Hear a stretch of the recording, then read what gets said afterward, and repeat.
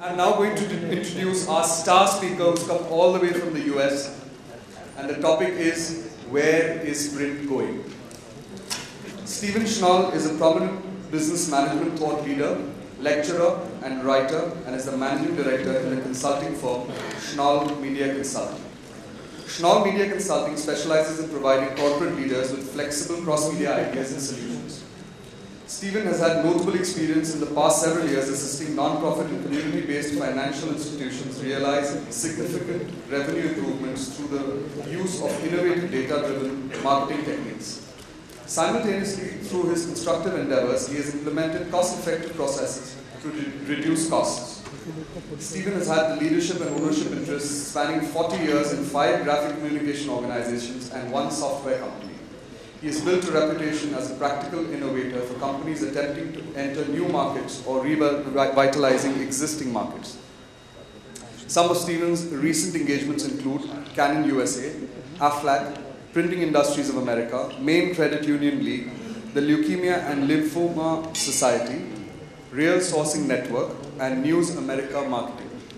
Schnoll has a BA degree from the George Washington University, an MBA from the Rutgers University, and has participated in the MIT Sloan School of Management Executive Leadership Programs. Stephen was inducted into the prestigious Ben Franklin Honor Society of the Printing Industries of America in 2008.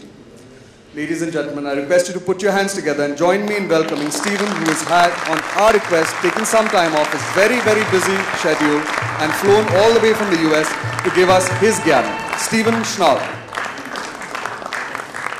Thank you very much for having me. It's an honor and a privilege to be here in Mumbai. It's my first time to India, and it's been so exciting. It's a wonderful, wonderful country. One of the things that I'm going to talk about, though, is I'm passionate about, is the print industry. Oh, wait a minute. I just said a word that you guys were all trying to figure out what it means. Because this morning, no one knew what it meant, right? I heard that discussion, no one knew what it meant. So wait a minute. Let's get down to the real core things here, all right? First thing, who's got a smartphone? All right? You got a smartphone. I want you to turn it on. I want you to be tweeting. I want you to go to Facebook. I want everyone to know where you are.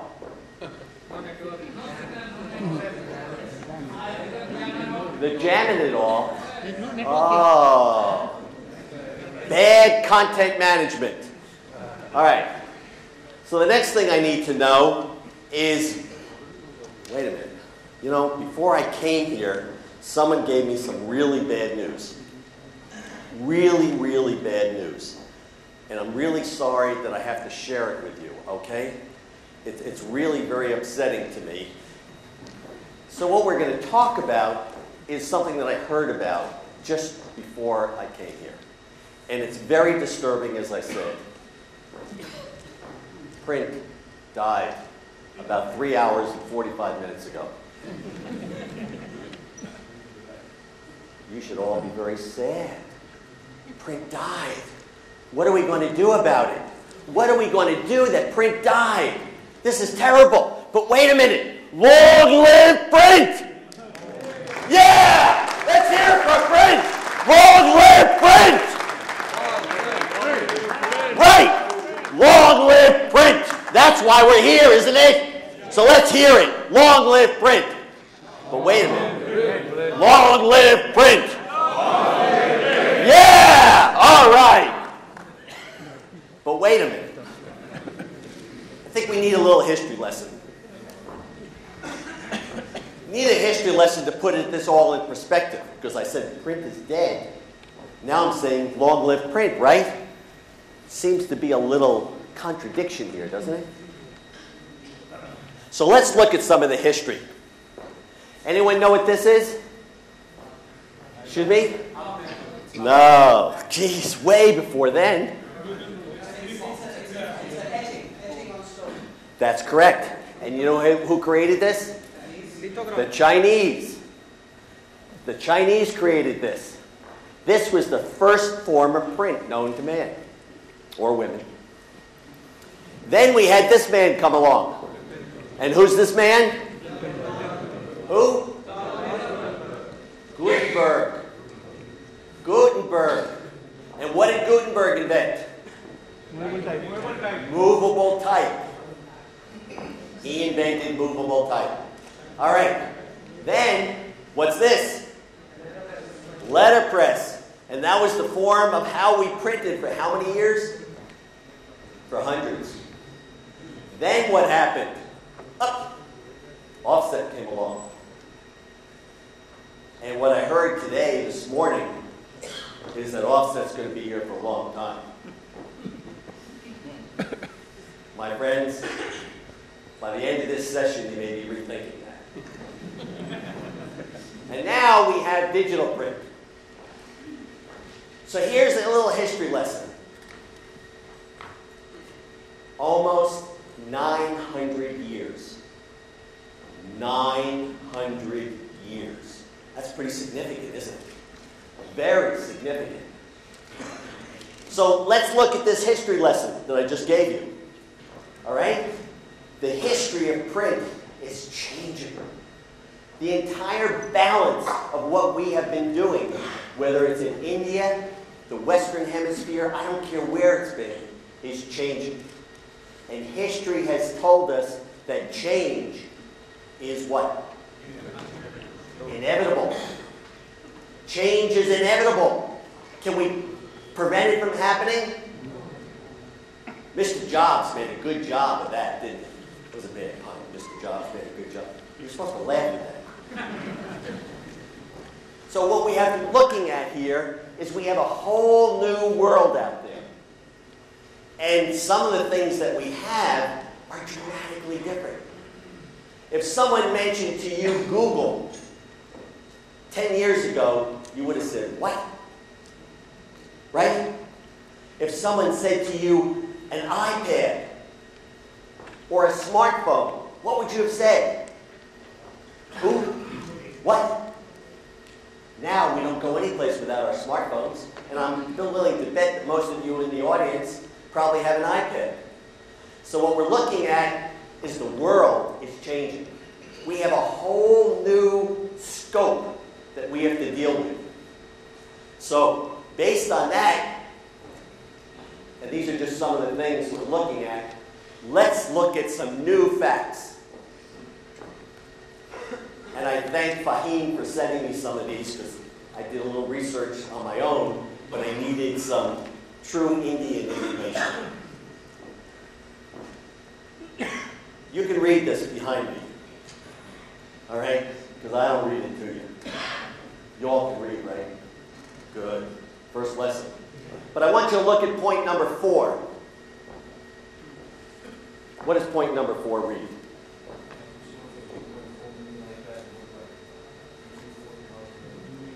15.4 million iPads sold in 1 quarter worldwide. What does that mean? I thought it was stuffed here. You couldn't get there. I wanted you to text or to do Twitter feeds or something like that, and you're telling me that your phone's working? There's a breach here. Breach of security. So what are we looking at here? Point 4 and point 5.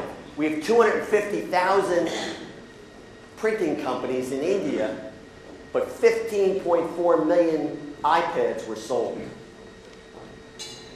Anyone have any recollection that there used to be a thing called the music industry? Huh? You're all laughing. So tell me, what did the music industry represent to the world? Pretty significant, wasn't it? Now what's happened to the music industry? How do we listen to music? Right. My friends, the world is changing. Long live print. Long live print. Long live print. Okay. We have to keep that mantra going, right? Can't forget that. But let's look at some of these things. I did some statistical analysis on where the growth opportunities were in the print industry. And this is worldwide information. The statistics aren't real strong. However, the statistics are based on conventional thought process. I heard someone say earlier today that the book industry was going to continue for 10, 15, 20 years more. I was sitting in the back there, and when I heard that statement, I wanted to know if they were smoking something really good. And I wanted to know if I could get some of that. Because that was good stuff. They're hallucinating. They are truly hallucinating. This industry is changing, and the book industry is changing dramatically. But there's an interesting fact here. The fact is that as the population of the world starts to embrace education in every aspect, guess what's going to be needed more? But how are we going to get these books to them? I heard someone said that in Africa, one book may be for 30 children because they don't have power. But out of MIT, they came up with a program for a crank. You ever see that crank laptop? $100 laptop. That is still out there, and there's going to be more of those. But the iPad or an e-book is going to replace the need for a laptop. So we have to look at this, and we have to look at these statistics very carefully. Oops. Now, I want you to look at number 2 and 3 here. Why do 2 and 3 go together? What's the significance of both 2 and 3 together? Anyone? Come on. I know you had lunch, but there was no alcohol. So that means you got to be alert. Come on. No one falls asleep in my presentations. No one. All right, but I have to tell you a quick aside. I taught a class at RIT. You know what RIT is? Rochester Institute of Technology. And the same thing happened to me at Ryerson University in Canada. So I'm in this classroom, and there was about 250 kids in the classroom. Front rows were absolutely empty. No one in the front row. So I'm saying to myself, I got a problem here. So I walked to the back, just like I'm walking right now. I walked to the back. And I saw a young man sitting in the back corner. His head was down on the desk.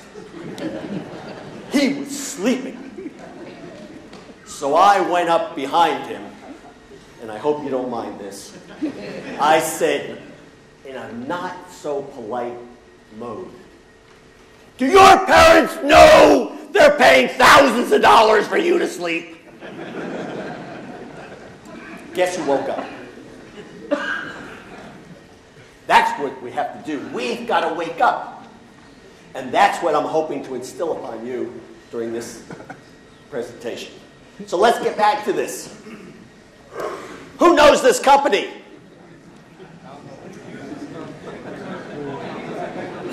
Anyone know this company? Who are they? Who? Kodak. Kodak. Chapter 11 in the U.S.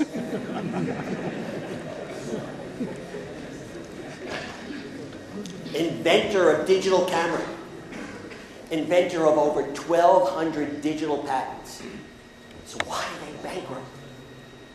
Tell me, how did they go bankrupt? Slow to change. As a matter of fact, they didn't even think that film would ever go away. That these patents were frivolous. Frivolous. Astounding. And what happened to them? They're going to have to re-establish themselves as a technology company. Amazing. But they can do it, I hope, because they're a great company and they've got a lot of great people who work there. But let's look at this. What is the reality check here? Kodak is not it. Let's look at that last sentence. people who embrace disruptive technologies. Embrace it. Are you embracing it? You want to. Tell me how much you want to. Say yes. Yes. Yes. Yes. Yes. Yes. All right. He wants to embrace it. That's what we need. We need to embrace this technology because that's where our future lies. And if future doesn't lie in producing a book or a magazine, what's going to lie is a new day is dawning. It's a picture I took in Lake Louise at daybreak 2 summers ago. A new day is dawning, and the day is based on one word. Just one simple word. What do you think the word is? Change.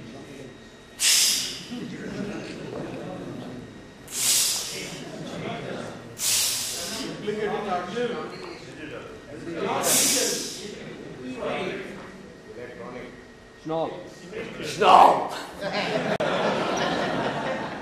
I don't think so. The word is very simple. If I can get this thing to work. Content. Because it transcends everything. Whether we're printing something, whether we're sending it to an ebook or an iPad, if we're sending it to our smartphone, what's the single most important thing? Content. We have a hunger for content. The hunger is just reaching into you. It's ripping out your soul. That may be over-dramatizing. But it's there. People still have that hunger for content. It's just that they're not reading it in newspapers. They're not reading it necessarily in books. They're reading it over a variety of different mediums. And that's what we have to be aware of. So, when I say long live print, what do I mean?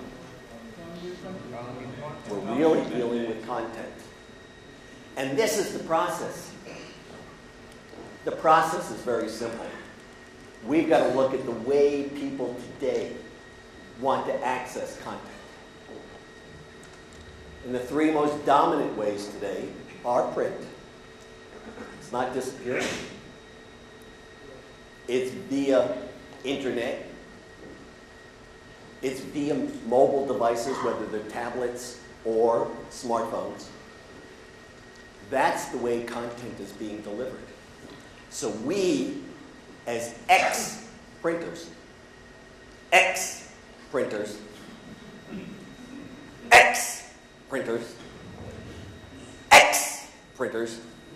have to look at how we can manage ourselves in a content world. And that's where we have to go. Because look at these categories. And I heard a gentleman talk about printed electronics this morning. He didn't get a very satisfactory answer. He was sitting over here someplace.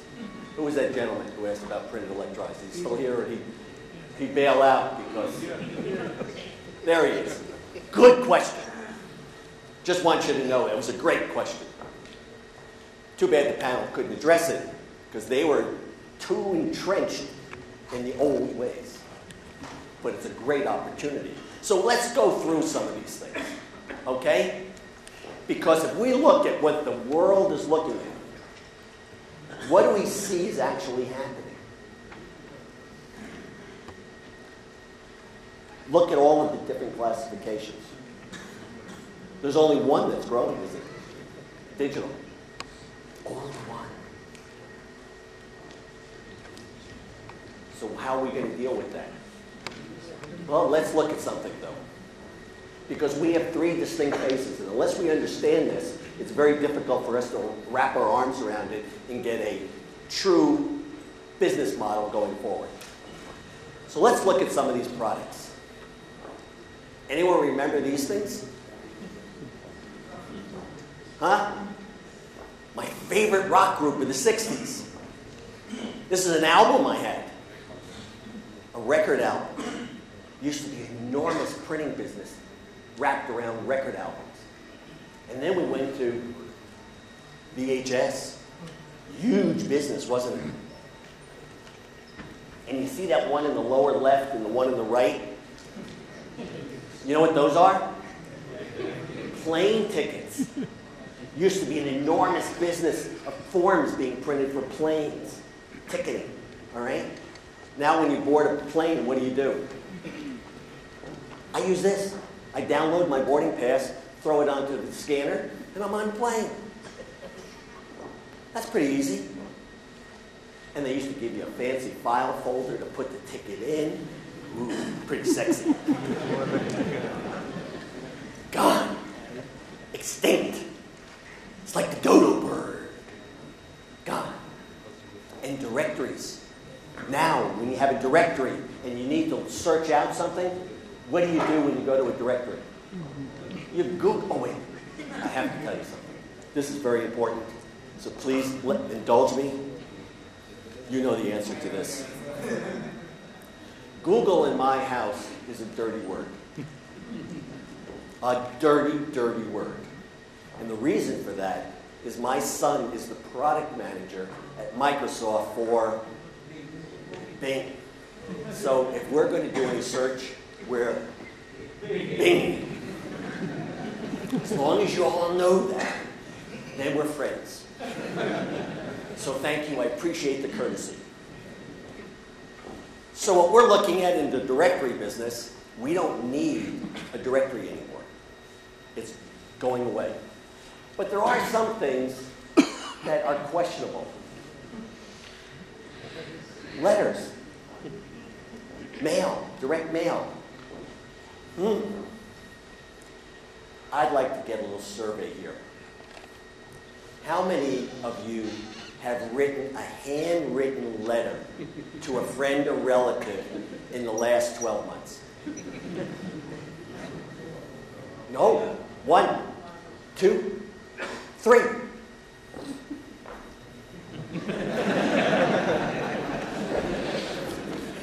And the one back there, I'll catch you later. 3. And what are there, about 300 people here? 3. Someone do the calculation for me on that. What does that tell you about the post office of the world? In the U.S. Post Office is losing billions of dollars. So, now we looked at is what are the questionable things? The questionable ones are newspapers and magazines and business forums and books. They are actually very questionable. What's going to happen to them? And what I'm going to suggest to you is India is a dynamic country. You are one of the few countries of the world that's actually growing economically. It may be small, but when you look at the other countries of the world that are decreasing their GNP, and you are increasing yours, that's huge. So take your examples from the Western Hemisphere, because I heard mention of R.R. Donnelley several times, right?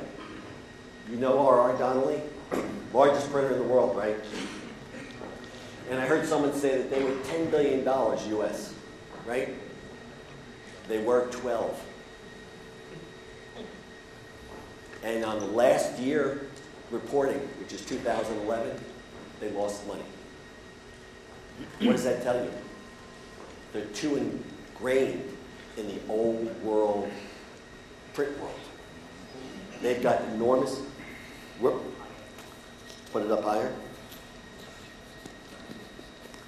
All right, is that better? Yeah. 1, 2, 3, 4, 5, 6.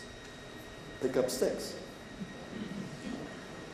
So what we're looking at is a questionable area here. How quickly is it going to happen? I don't know.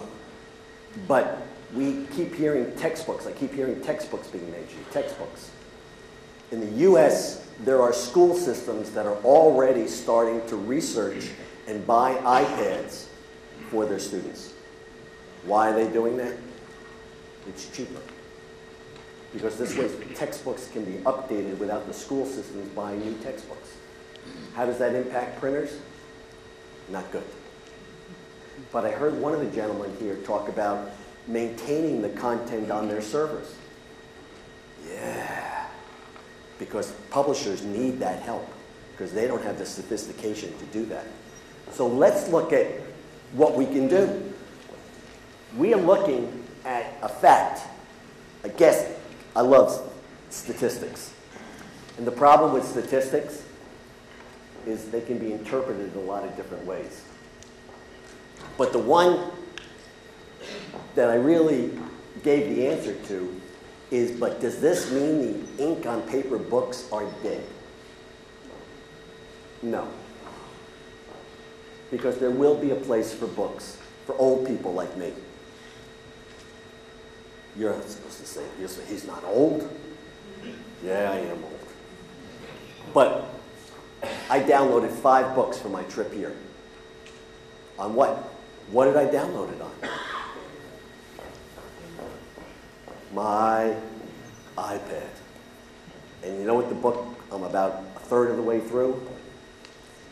Steve Jobs' biography. Because there is history about our industry right in that book. I highly recommend it. So what we're looking at is another area. How many of you are in the transactional world doing statements for credit card companies and things like that? Any of you in that area?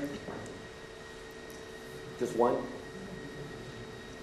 There's an area that is being changed rather dramatically. And why is it being changed?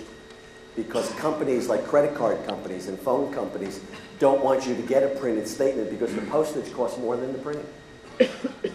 So they're saying, go green. That's the new mantra, go green. It's BS. Paper is a recyclable element. It's very sustainable. Print is sustainable. But the postage is a fortune. So they want you to not accept that. So we're looking at the only enduring products. And there were 2 people on the stage earlier that were in packaging that is not going away because you can't deliver a box of Cheerios or a bottle of water via the internet or your smartphone. I haven't figured that one out yet. So packaging is still huge. But think of this. There's another interesting opportunity. Personalized packaging using digital devices. What I want to infuse in your mind is that the opportunity on this commodity area of packaging, and it is a commodity, because all of you packaging guys that are out there, you're getting beat up bad, aren't you? And the bottle has been customized, not personalized. Customized. Fahim, we got to get this right. You should repeat it again. Right. Customized. Got to correct the man here. But we're getting to have personalized packaging because if you look at that box of Wheaties, whose picture's on there? Me, in my youth. A baby, all right? Happy birthday, Carrie, for a chocolate bar. We can do all these type of things in packaging. That's where we can get exciting ideas.